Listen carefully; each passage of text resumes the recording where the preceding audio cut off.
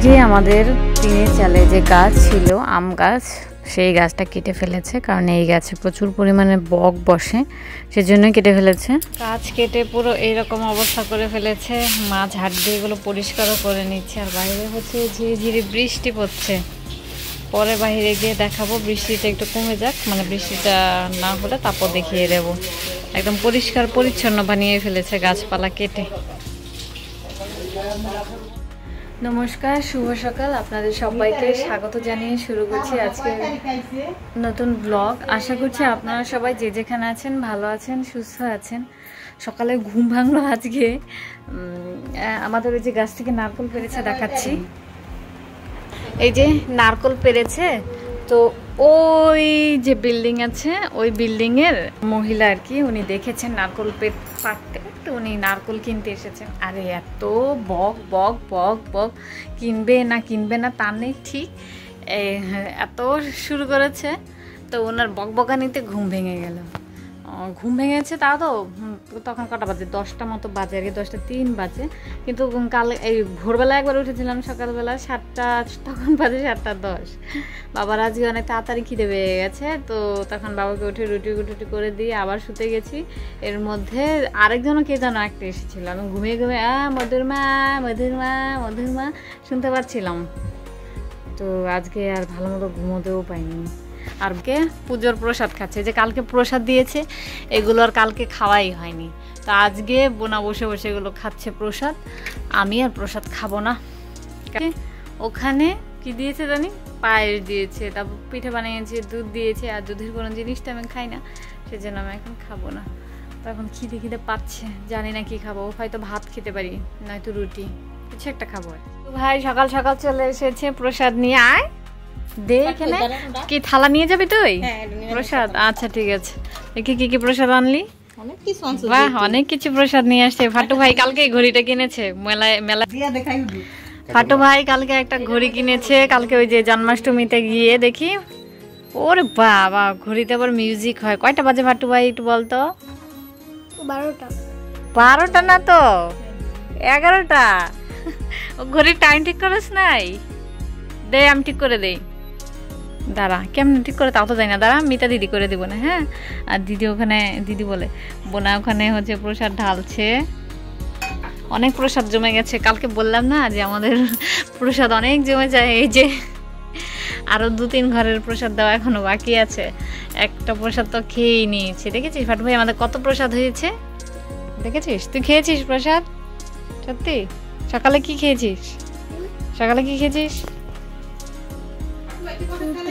রুটি। এই হচ্ছে আজকে আমাদের সকালের জলখাবার, রুটি আর ডিম ভাজা খাবো এখন আমি এটা। আর বোনা অর্ধেকটা ডিম খেয়ে চলে গেছে, আর খাওয়া হয়নি এখনো পর্যন্ত, ও খাবে। আর বাবা এখানে বাজার করে নিয়ে এসেছে। এখানে মাছ আছে, কি মাছ আছে আমি জানি না, ভিতরে খুলে দেখতে হবে। আর এখানে সবজি নিয়ে এসেছে, কি সেটাও দেখতে হবে। করলা আর লাউ মনে হচ্ছে, ওই নিচে শসাও আছে।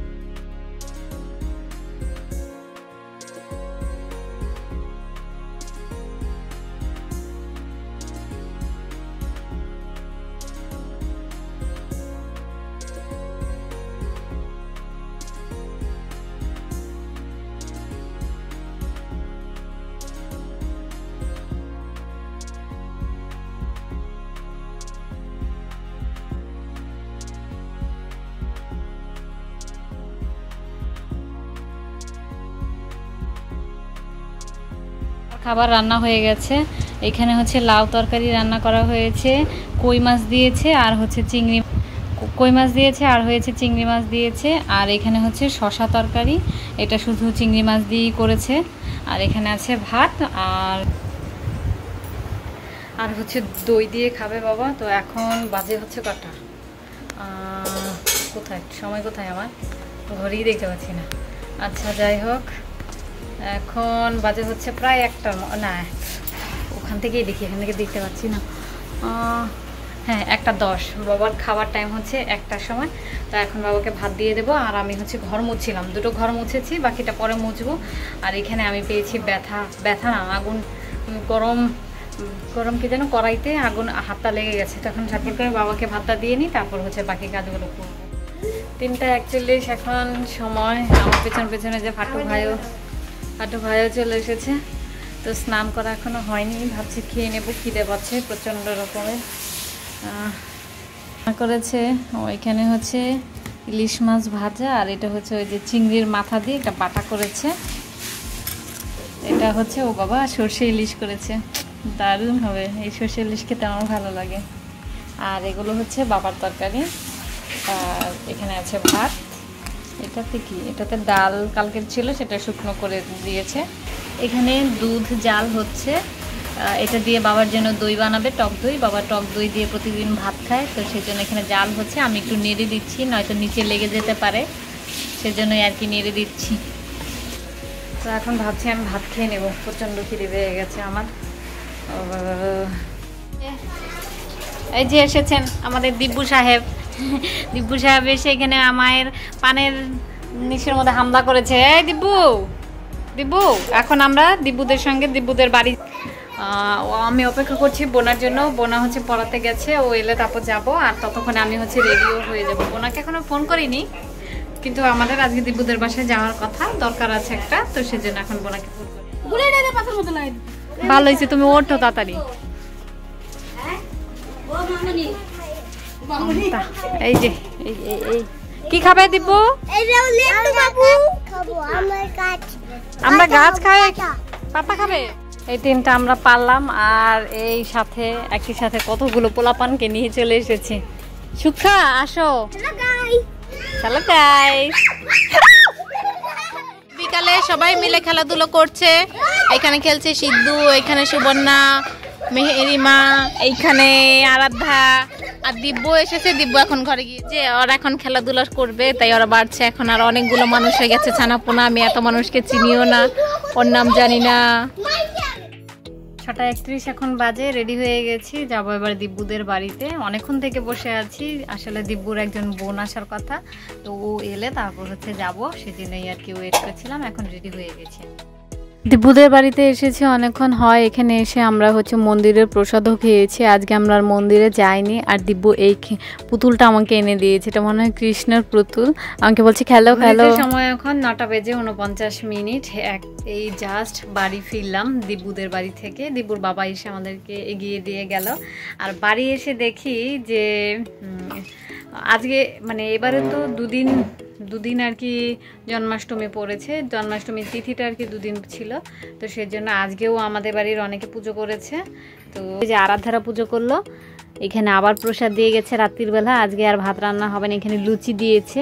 তারপর এখানে ফল প্রসাদ আছে, তালের বড়া, হালুয়া, ছানার সন্দেশ, নারকল চিনি দিয়ে, আর হচ্ছে নাড়ু আছে। এখানে নাড়ু আবার লুকিয়ে আছে, এটার নিচে অনেকগুলো নাড়ুই দিয়েছে।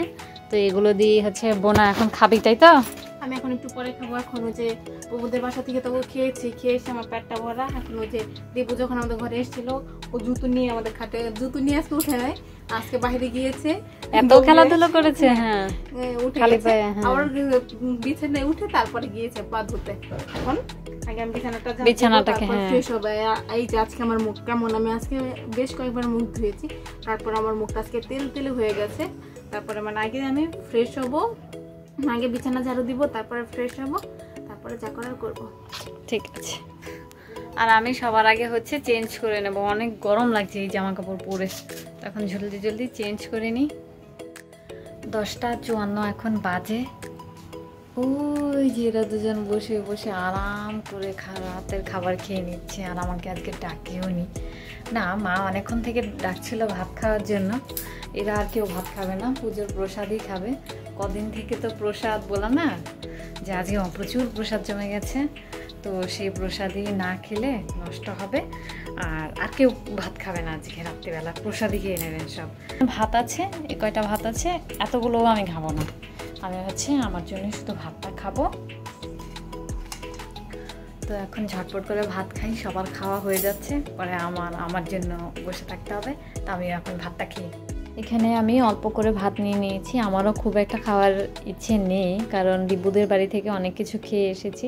আর এখানে যে চিংড়ি মাছের বাটাটা নিয়েছি, এই বাটাটা যে কি ভালো হয়েছে খেতে, তো এটা দিয়েই দেখি কতটা ভাত খেতে পারি। খেয়ে নিয়েছি ভাত, আমি শুধু একাই ভাত খেলাম, আমার বাকিরা হচ্ছে প্রসাদ। লাইটটা বন্ধ করলো কি? তো প্রসাদ খেয়ে নিয়েছে। আজকে তো আজকেও মানে শ্রীকৃষ্ণের জন্মদিন তো আজকেও আছে, জন্মাষ্টমী। তো আজকেও আমাদের ঘরে প্রসাদের বন্যা বয়ে গেছে দ্বিতীয় দিনে। তো প্রসাদ আজকে না খেলে এগুলো নষ্ট হয়ে যেতে পারে, সেই জন্য সবাই মিলে প্রসাদই খেলো।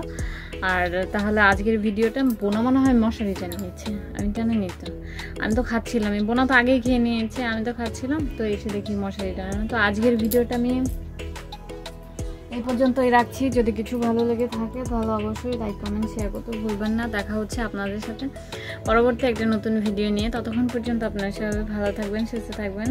তো চলুন তাহলে টাটা, গুড নাইট, বাই। আবার যেন দেখা, বাই।